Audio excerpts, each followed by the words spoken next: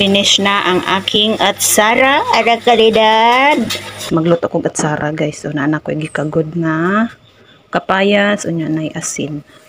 Tumutang ang asin. Itong ihalo. Kapayas ni guys ha, ako na ni siyang gikagod. Mix lang na nimo.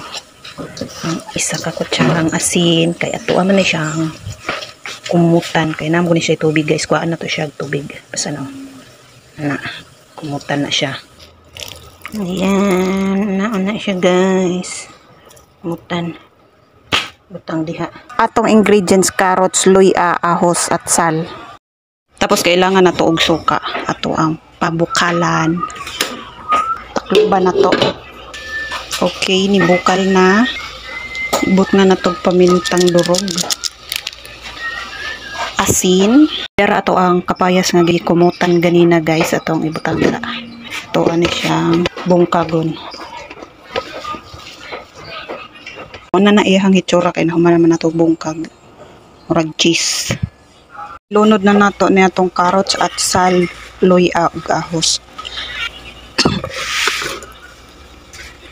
Yeah, okay natin yan guys. Kayo na to. Ito na to na ang mga lamas. Yan. Itong abrihan na.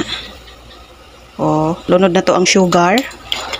Saka duha ka kutsarang sugar. So tulo ka kutsara nga asukar atong gibutang guys. Hindi ra gid sa inyo ha guys. Tantsahon lang kung unsa kadaghan ang inyong kapayas. It's up to you. Tilawan lang ninyo na. Sakto ba siyong lasa.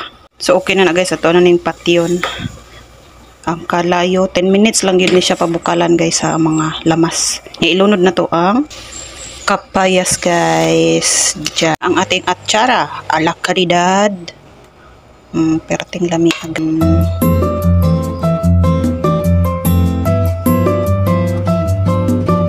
Pabugnawon sa nato ning ato ang atsara guys bago nato ibutang sa bottle na transparent.